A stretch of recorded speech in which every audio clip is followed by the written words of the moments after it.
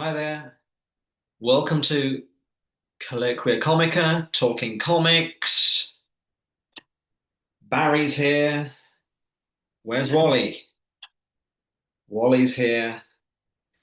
My study buddies are ready for action.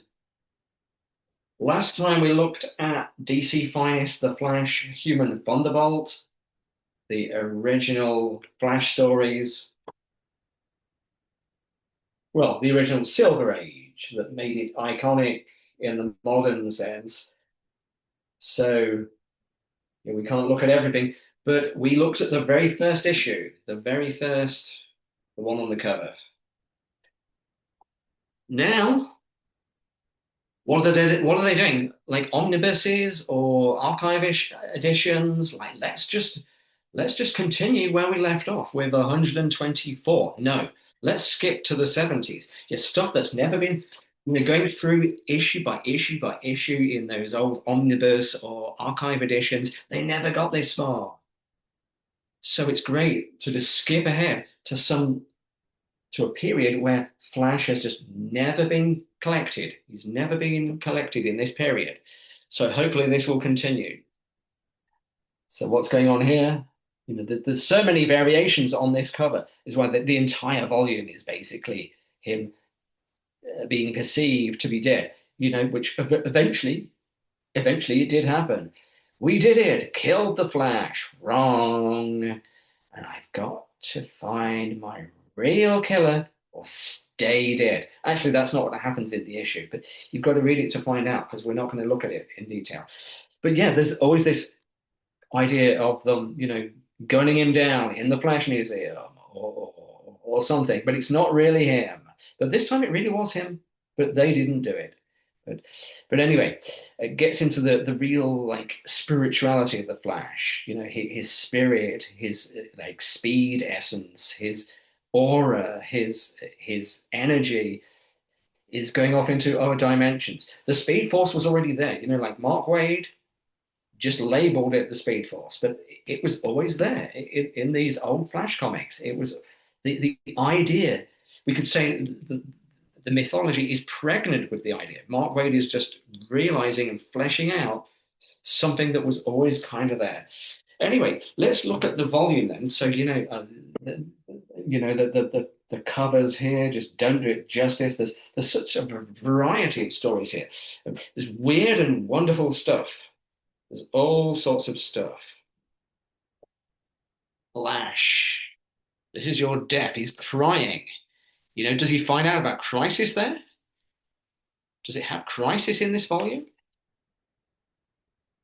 He would have done it anyway. He would have sacrificed himself anyway. Uh, so starts off just before the issue 200. One of his police friends finds out that it's him because he just can't resist uh, this kind of subliminal uh, body language thing he has going with one of his fellow policemen, and this is writer who wrote this. Uh, will tell us at the beginning. Oh yeah, so it's Gil Kane is the artist, and there's not many of these Gil Kane ones, but I've not seen this period before. But Flash looks really cool. The way that this guy draws it. I've not seen this artist before. For sure, I have actually read these issues, but I kind of at some stage I just binged them all, and I have no memory of them. But Flash, he's so fast, he can race a a bolt a beam of light and just follow this beam of light anywhere in the cosmos. So that's how Flash can travel through outer space. He can do it. Uh, yeah. Uh, his aura protects him. He doesn't need to breathe in and out. Well, it protects him long enough that he just goes fast enough that he's not affected by what's going on in outer space. So all sorts of wacky stories going on in outer space. Uh, yeah, look at these. It's so simple the way it's drawn, but so this is Flash going into the 80s. Sorry, the 70s. When Green Lantern was going all social conscious, and how's Flash going to change for the 70s? Yeah, because like it still occasionally has these alien invasion type stories, but that you get a sense that they're experimenting with all sorts of different types of stories. So in this one, like Barry, I don't know, like he's lost his memory and he's reverted to he thinks he's a kid, but these kids, actual kids, have to help him. But yeah, I love this artist, Gil Kane. Gil Kane was it? Uh, Zatanna makes an appearance here. Uh, this one's great, 199. So again, you see a common theme of Flash is dead. He's not, but it's they some scientist thinks he accidentally killed Flash. So he's like Wally later did, like I'm going to wear Barry's costume so that his memory persists, so that he won't be forgotten.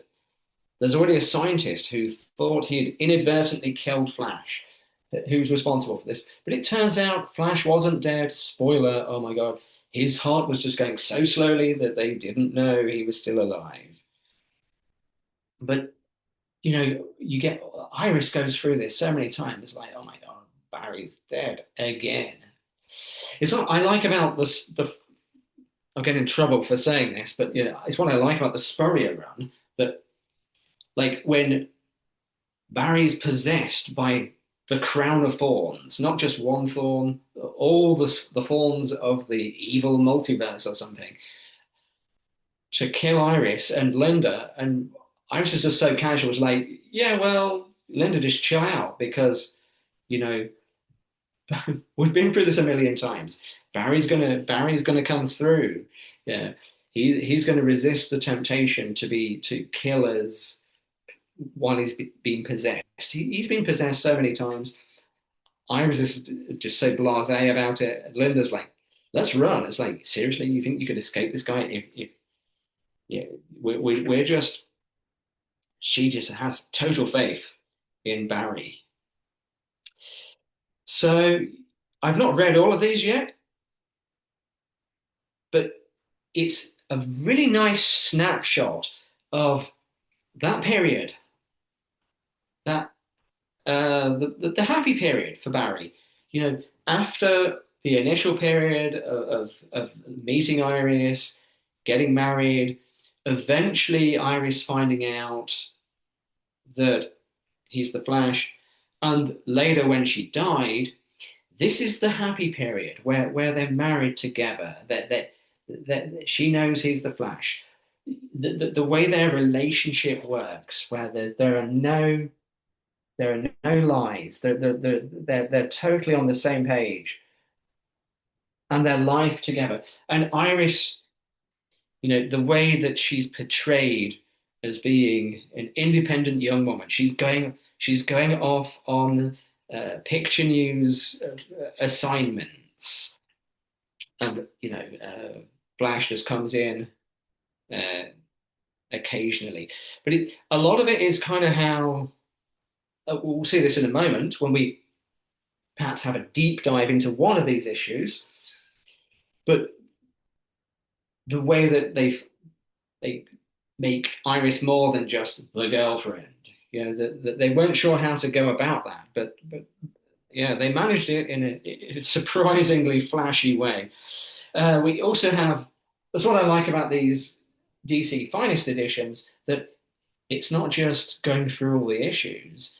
It's all the stuff of the time. So you get the Superman Flash race in here. Do you want to know who wins? No way. I'm not going to tell you. You have to read it for yourself. Of course, so earlier, like Flash could just fly through outer space, protected by his aura, chasing a beam of light. But now the Green Lantern Corps have helped him. How's he running in outer space? Yeah, he's so fast he can run on atoms. Yeah, it's fine. But no, a bit of extra help there. He's running on this thing that the Guardians have given him. But there's more at stake than just a race. It's one of these first crises. Like time is screwed. Romans are appearing. Jimmy Olsen is disappearing into the time stream. So you get the cracks that Barry caused. Oh, of course, Barry's responsible for everything, and like just like in Flashpoint.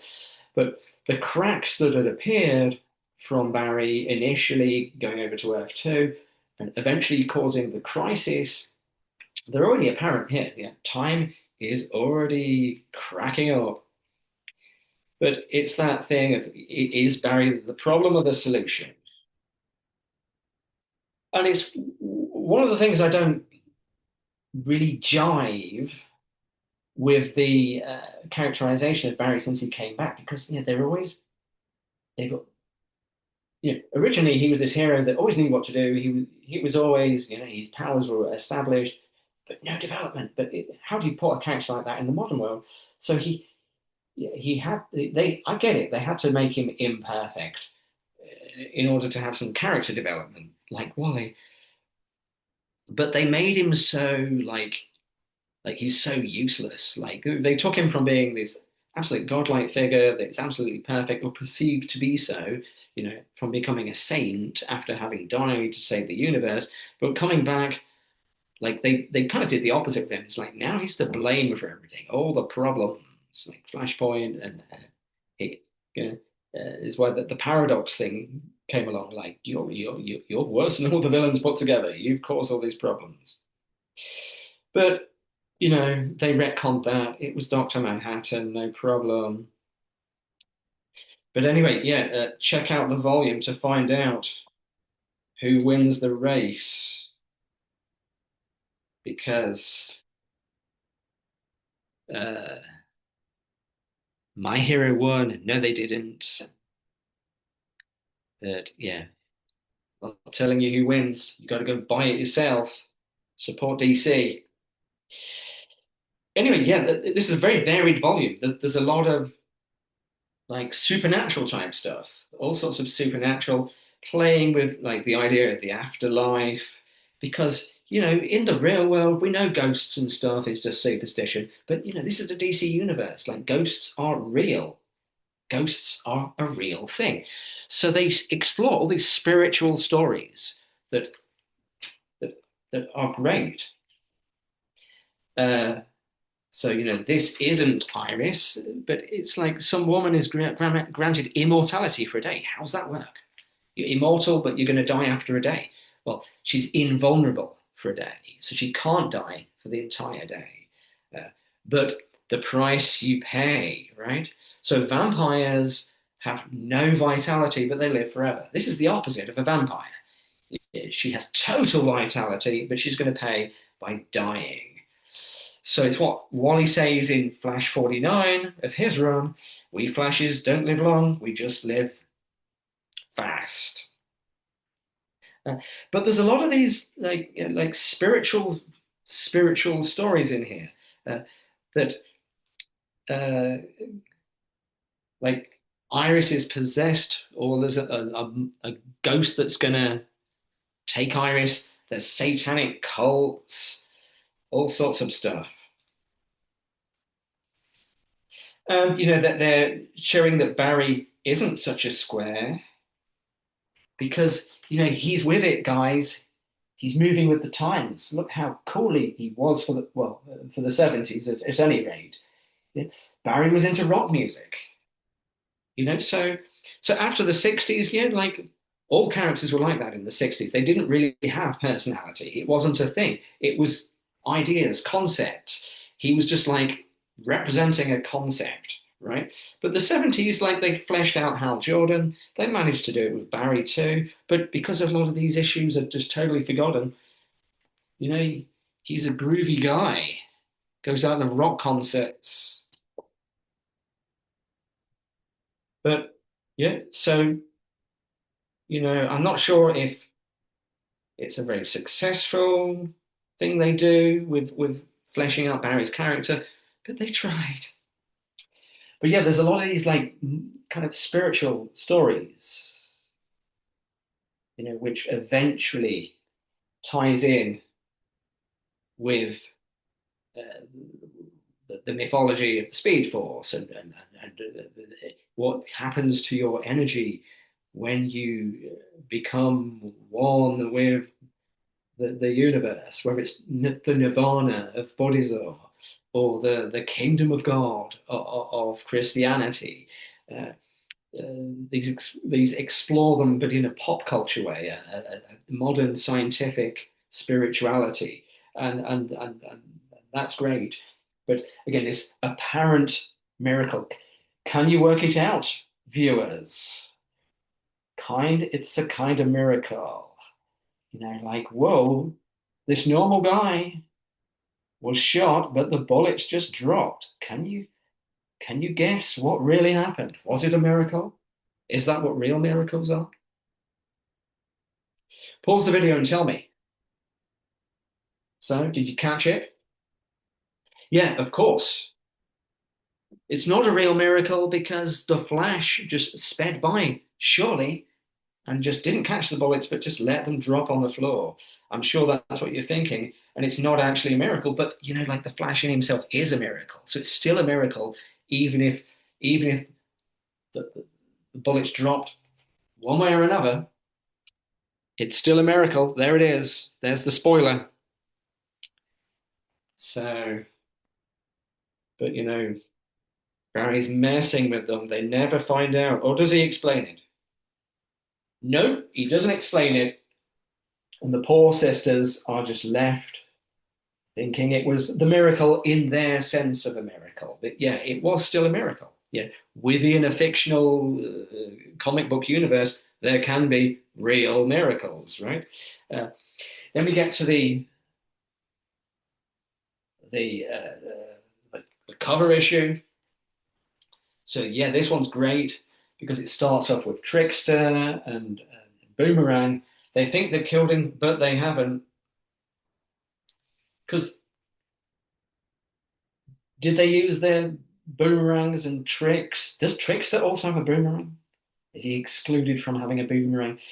Did he pick one up in a rogue's yard sale, perhaps? But no, no, they just use a tripwire, a magic tripwire. But again, this is another of these spiritual stories because there's this like Spurrier would love this. All the people complaining about Spurrier's run. Look, Barry is going into weird other dimensions, and there's this sentinel that looks like a rocket, but it's a living being from some weird dimension that we can't explain what it is. But again, there's all these precedents for the Speed Force. It's already there in the mythology.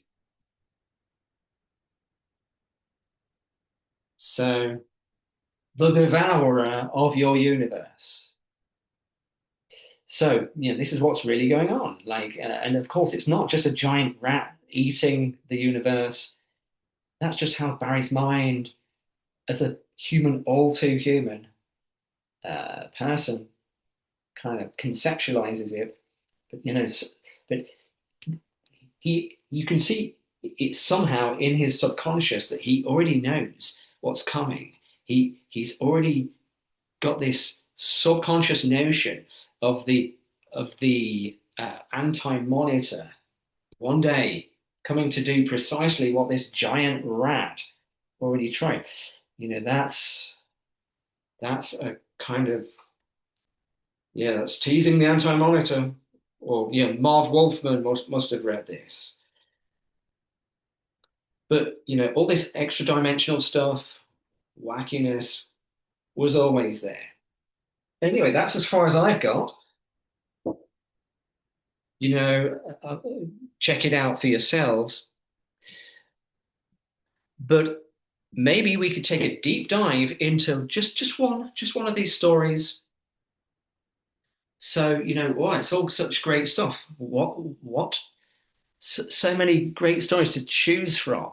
But I thought we could choose this one because it's so iconic for the continuation of the Flash mythos and becomes very important for how they resolved the story at the end of Barry's initial run. So this is issue 203. Oh, they've raised the price. It was 10 cents at Showcase 4, now risen to 15. That's capitalism for you. But anyway, uh, let me go, Flash. You can't hold me here. I must go back to where I belong. Oh, where does Iris belong? So, so with Green Lantern, like, how do they? It's this thing of like, how do you have continuity with the stories and relationships, but while also keeping them vital and interesting as a story? Because early on there was the thing of Barry's always late, and then they eventually got married, and then he wasn't telling her who he is, and then they got married, and Reverse Flash tried to sabotage the wedding, but then they established their relationship. And so, you know, with Carol and Hal, they turned Carol into Star Sapphire, which kind of made their relationship kind of dynamic and interesting, and that has kind of persisted since then. That kind of dynamic has enabled them to never have Hal and Carol get married. But of course, Barry and Iris did, and Barry and Iris, the writers are playing with the original Greek mythology because obviously Flash is Hermes, the Greek god of speed, or Mercury in the Roman pantheon. But if anyone who knows Greek mythology knows that Hermes is the male version, but Iris is where you get Iris is just the word for rainbow. In other languages that are derivative of Latin, it's the arc of Iris. So that can be, is a rainbow. Yeah. So Iris is in Greek mythology a goddess, should we say, a goddess like Hermes. So we can complain that in the pop culture version, yeah, she's just, reduced to being a normal person, whereas the guy gets to be like the god Hermes or Mercury. But, the way they've chosen the name Iris is no coincidence. But, how do they make Iris more interesting? How do they give her agency? At first it was she's an independent young lady, she's a reporter. But later they had the idea that begins in this issue. Uh, so we'll get to that as the story progresses. But Flash's wife is a two-timer. Love me two times, I'm going away. So, maybe she has another guy. Is she two-timing Barry? So again, it starts off Flash chatting to Superman because he's lonely. Oh my God, can the fastest man alive get lonely? But Superman's like, you don't know what it means to be lonely, Barry. I'm the sole survivor of my entire race. Let's compare our misery. But of course, he then recites this whole adventure he just had. Iris isn't, oh my God, something must be serious because his domesticated housewife hasn't set the dinner, hasn't set, well, she set the dinner table, but where's dinner? Where's Iris? But before she disappeared, she managed to get a message to him. she had time. It obviously wasn't that serious. She had time to write this message out, but that's how it was back in the 70s. So, what happened to Iris? So, Iris somehow is lost in time, 1,000 years in the future. So, of course, Barry has the treadmill. So, he can travel in time accidentally with his speed, vibrations, speed force, whatever. But, this machine will pinpoint a specific time. And the message really is really pinpointing 1,000 years. It's exactly 1,000 years. So, he doesn't have to go racing through like all the different years. It's exactly 1,000 years from this very moment. That's when, should I say, that's when she is. So I'm assuming this comic was written, or at least released, published in 2970 or in 1970, because that's where he's gone.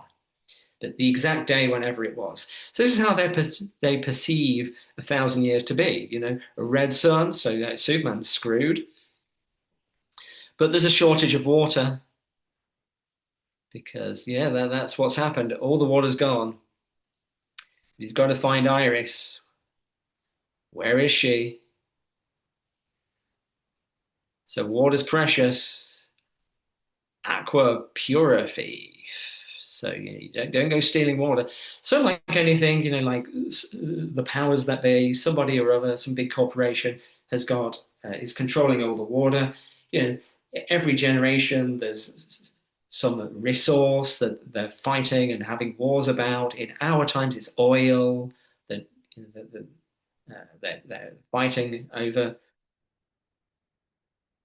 But don't waste the water because we don't want this to become a prophecy now, do we? More precious than diamonds. Who cares about diamonds? We need water. You can't drink diamonds. But anyway, he vibrates into the mountain.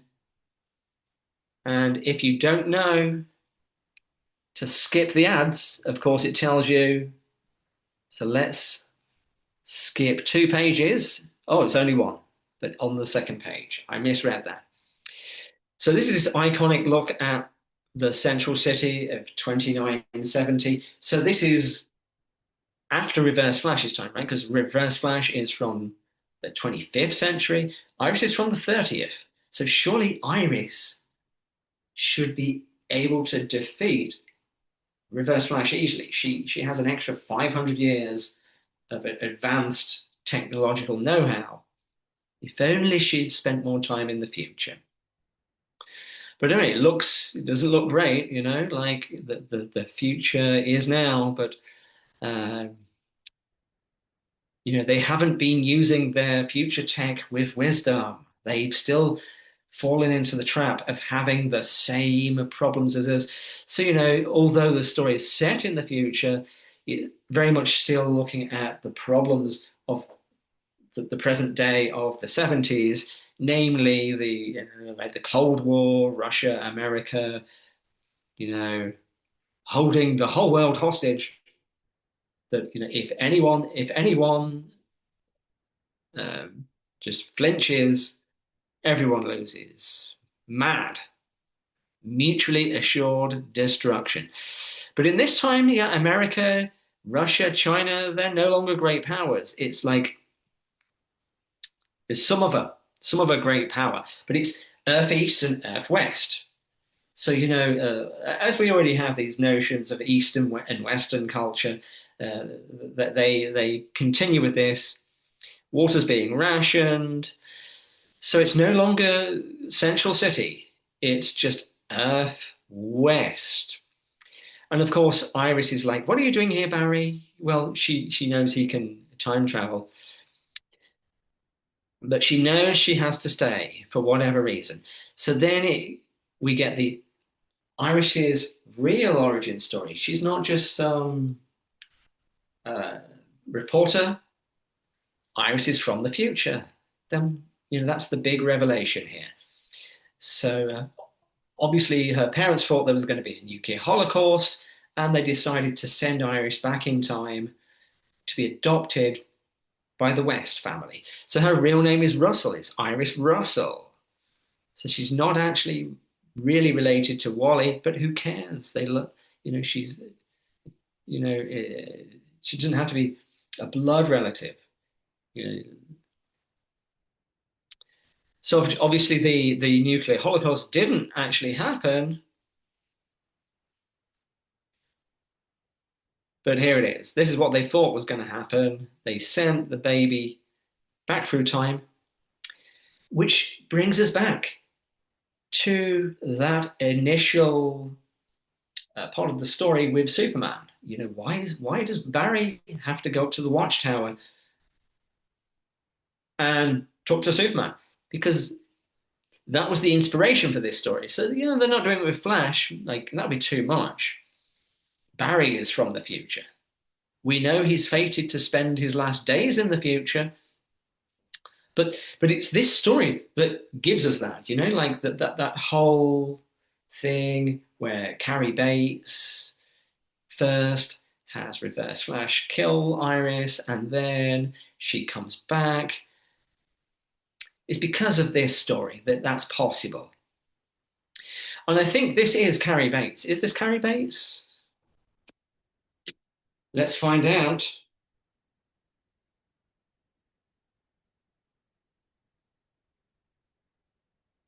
I wish they'd make these easier to find which one it is. Flash's wife is a two-timer. So Robert, no, no, no. This is Robert Kanigher. This is still Robert Kanigher. So he's setting up the mythology that eventually allows Carrie Bates to bring Iris back. That you know that when she died in the 20th century, her parents actually brought her back in the same kind of way into the future, although maybe it was her essence rather than her physical body or something. But this very much this idea of Superman being an orphan, like Barry's like, okay, Superman, you should speak to my wife. She's also an orphan, a time orphan. Yeah, her people, her times. But the same as Superman. Superman is as human as the rest of us because he was brought up on Earth. The same with Iris. Iris was brought up in the 20th century, so she's out of place in her own time more than ours. So of course the Wests couldn't have a baby, and the baby appears. Was that the same with Superman's parents, the Kents? Was it the case that the Kents couldn't have a baby or something? But again, this idea of wish fulfillment, that the baby just doesn't materialize anywhere. It's kind of drawn somehow to people that wanted it, that needed it, that are going to care and love this baby. It's a big risk just sending a baby out there into the cosmos, into the time stream. Either way, you don't know who's going to get this baby. But either either Tempest, Fuganaut, or the Speed Force somehow made the impossible possible. So of course they never told they never told Iris, but it was this repressing of this idea that made him absent-minded because he had to forget that Iris wasn't really his because he loved her so much as his own daughter. So of course, when Iris finds out this, it sets off this chain reaction that now she's going to have these speed vibrations that are going to vibrate her back into the future. Because as you all know, when you travel in time flash style, you have to maintain internal vibrations, which of course Iris has done basically her whole life. But she wasn't conscious of it. She was only a baby when these speed vibrations were set up initially, so it's fine. Like she's able to. But now that she's found out about it, her internal speed vibrations are taking her back to the future. But she has time just to tell Barry, please. And that's where she writes the note. Come and find me in 1,000 years. But of course, now he's found her, no problem. But of course, the nuclear holocaust didn't take place, but there are still threats, right? So Earth East is still threatening Earth West, probably vice versa too. I don't like to point fingers, but Earth East doesn't know that they now have the Flash. So he's going to take care of this threat in much the way that you know uh, his kids did. Like the Trigger twins, when Barry and Iris eventually retired to this time period and had those kids, they also uh, fought tyranny. Tyranny takes multiple forms. So the Trigger twin, the sorry, the Tornado twins, beg my pardon, the Tornado twins kind of carrying Barry's uh, legacy by dying, sacrificing themselves to stop tyranny. But this is where Barry initially takes down the powers that be of his period. So, there's some very 70s, not too subtle references to Eastern people, shall we say. He tells him he's the Flash, but, this guy has no idea of history, so he doesn't know. But of course, the ruler of the East has never seen such a beautiful woman. So they have to fight to the death over Iris. You know, so Barry isn't just taking down some tyrant because that wouldn't be, a very sensible thing to do politically, Barry, but he's doing it for emotional reasons, so that's fine. So you learn from this. It's okay to take down foreign rulers if you're emotionally invested somehow. But anyway, there's the letters page. So, read the letters if you like. But yeah, they don't know he has super speed. Oh, why is he playing like a child? But he manages to take down all the goons, total Flash style. And this is Irv Novak in his not his first issue, but one of his first issues. And you really get to see the development. Is the other thing with this volume of DC Finest that you really get to see Irv Novak's stylistic development. You early on, he's not that great, but his style really develops. So of course, he's going to win Iris's heart by taking down this bad guy. Sorry, he's not a bad guy. He's just the ruler of another empire. But the symbolism is clear. It's the Vietnam War, early 70s. So this Earth, what you can't say directly, you say very much indirectly. It's in the future, but basically the same things taking place. So this is very much paralleling the Vietnam War that was taking place in those times, and as if it would be that simple as just to send in some super fast guy and take them down, right? That works, right? Does that work? Just invade a country, blow it up, no consequences. You got to think these things through. Wally actually realizes this. Like Wally has a similar intervention one time. I think it's in like issue 67, 68 of Wally's initial run. And he ends up in Abracadabra's time. And there's the Chronarch, which is keeping everything robotically the same. Again, read communism, freedom fighters. And oh my God, Abracadabra is actually a freedom fighter in this period. Shocks Wally. But Wally thinks, I'll just smash the machine, right? And then just bail out and escape back to my time. But then when he's lost in time, it's I think it's after Dead Heat, where again he's lost in the Speed Force, lost in time. He's making his way back to Linda gradually, but one of the time periods he buffets through on his way back to the present, he sees that same period that he messed with, and they're even more screwed up. You're like, so remember the power vacuum. Don't invade a country without a plan, or just actually consult people like historians that actually have the thinking tools to tell you about how it's likely to go when you're thinking in more than just the extremely short term gain, right? Uh, Surely we've learned this lesson by now. But Flash, that's what it is. Whether he's Barry or Wally, he's kind of symbolic of the West, you know, Earth East, Earth West. In this story, America doesn't exist anymore.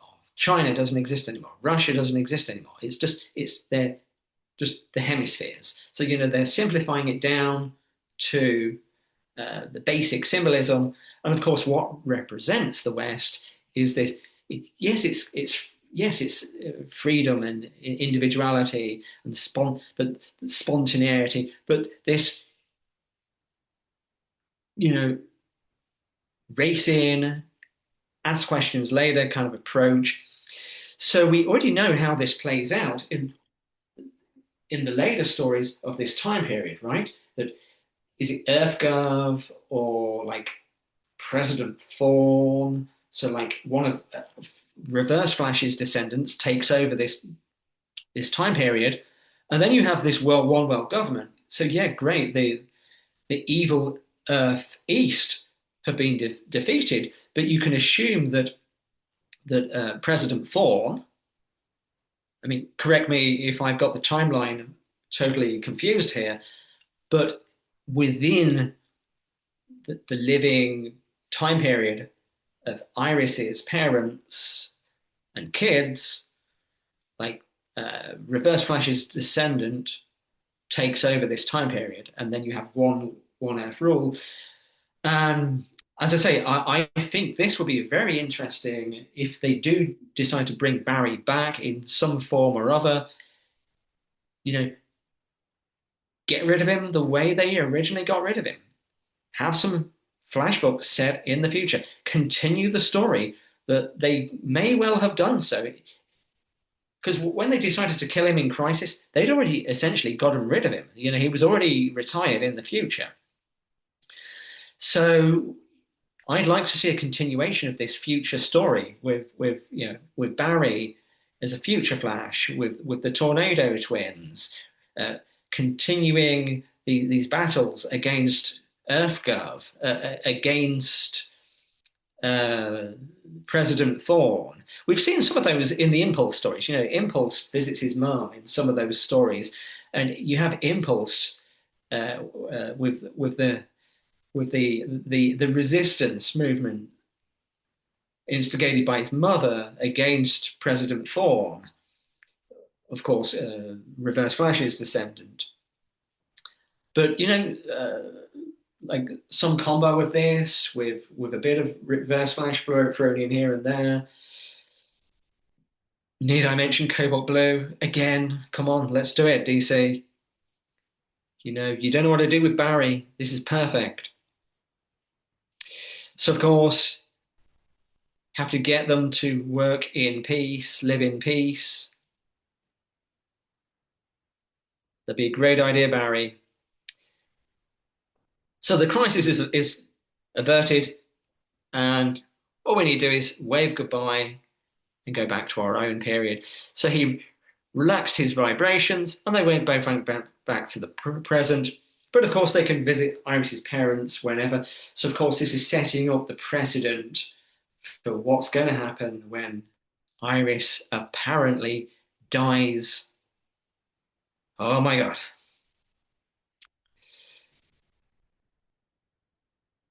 But this is how Obviously, I'm not sure if Robert Kanigher had this in mind right here, but like in any story, a good resolution can't just be some Deus ex machina. It has to be something set up earlier in the story that then is resolved and works in a satisfying way. So you get this with the arc that Carrie Bates has with Iris's apparent death, but eventually the revelation that she actually went back to her time in the future. But had it never occurred to Barry to actually go and tell Iris's parents that her daughter had died?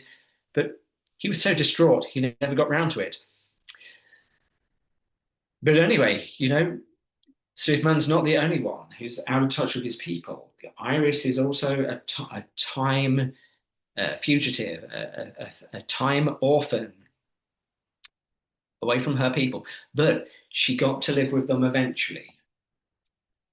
But, the way that the Earth East, Earth West had been destabilized, perhaps because of Flash's very quick intervention here, had left some kind of void, political void, power void that perhaps was filled by those aliens that took over EarthGov. There've been several retcons of how exactly the Tornado Twins died. Like originally it was in an issue of Legion of Superheroes in the '90s, Legion of Superheroes, where it was all a bit bleak. The era where they'd been inspired by Superman had been retconned, like the current like Absolute Legion. But that future wasn't so bright. After the post-crisis world, that Legion future wasn't so bright. It was more of a kind of edgy take on the Legion of Superheroes, and yeah, like EarthGov just had them executed. Yeah, but then they kind of retconned that and had it as the Dominators. That's them. The Dominators were an alien race that were taking over because they're the same ones that tried to take over in our time in the invasion. So they were making some parallel of how the Dominators were taking over in our times, but were also parallel. If there's such a parallel as two times, but you get my drift. So it was the Dominators who were responsible. So yeah, in the original Legion, they just get executed. They just get executed. Yeah, they have some section where Dawn is racing to save Dawn from the execution, but then it's revealed that it's just his like his, it's just flashing before his eyes as he's being executed, and both the Tornado Twins are in like some execution machine being electrocuted, and it's terrible how these characters are just kind of thrown away, and it was retconned and they were made heroes like Barry, but there's still so much wasted potential with those, because we've never really seen this play out. So I really would like to see, like, not have it totally retconned or something, but see it proceed in a monthly book. Like have Barry go back into the future, get to know his kids, have him be that future Barry with the beard from Williamson's Year One. Do something like that, but yeah, it would be great. But it will reconnect with the mythology of these early Flash books. But it's why I like this issue because it really sets up this Flash mythology. And most mythology we think of being about the ancient past, but with the Flash, the mythology, it's to do with the future.